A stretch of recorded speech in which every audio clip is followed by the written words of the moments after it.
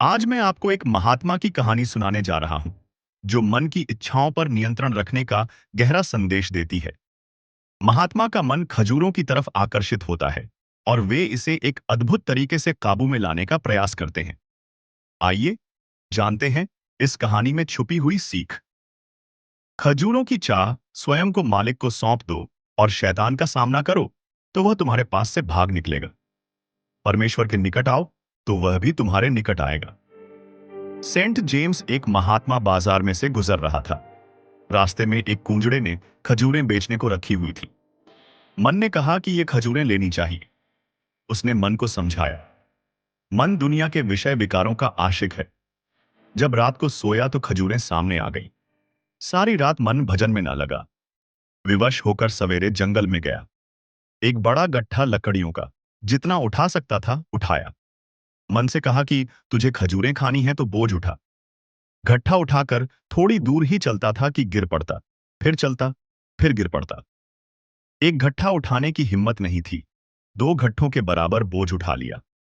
बार बार गिरता लेकिन फिर चल पड़ता था। मन से बोला कि तुझे खजूरें खानी है तो बोझ उठा। मुश्किल से 2-2.5 मील चलकर शहर पहुंचा। लकड़ियां चेची। जो पैसे मिले उनकी खजूरें खरीदकर जंगल में ले गया। खजूरें सामने रखी। फिर मन से कहा कि आज तूने खजूरें मांगी हैं, कल फिर कोई और अच्छे खाने, अच्छे अच्छे कपड़े मांगेगा, फिर स्त्री मांगेगा। अगर स्त्री आई तो बाल बच्चे होंगे, तब तो मैं तेरा ही हो जाऊंगा। एक मुसाफिर जा रहा था।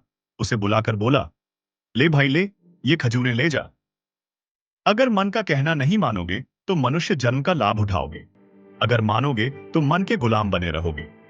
शिष्य को चाहिए कि गुरु के हुक्म में रहे, मन के कहे ना चले। जो गुरु की मर्जी हो वही करना चाहिए, चाहे घास खोदने का ही हुक्म हो। इस कहानी से हमें निम्नलिखित शिक्षाएं मिलती हैं। 1. मन के विकारों से बचने के लिए आत्मनियंत्रण आवश्यक है। 2. इंद्रियों को नियंत्रित करने से ही सच्ची शांति मिलती है। 3. मन को वश में करने के लिए आत्मविश्वास और संकल्प की आवश्यकता है। 4. दुनिया के विषय विकारों से दूर रहने से ही सच्ची संतुष्टि मिलती है। 5.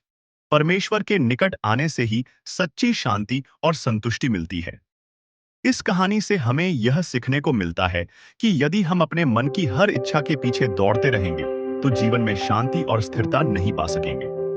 सच्चा सुख और शांति उन लोगों को प्राप्त होती है जो अपने मन पर नियंत्रण रखते हैं और गुरु के मार्गदर्शन का पालन करते हैं।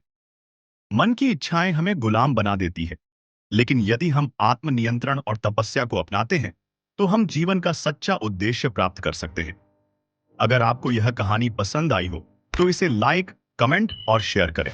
और हाँ, हमारे चैनल मन की बात को सब्सक्राइब करना न भूलें। अगली बार हम आपके लिए एक और रोचक और प्रेरणादायक कहानी लेकर आएंगे। तब तक के लिए धन्यवाद।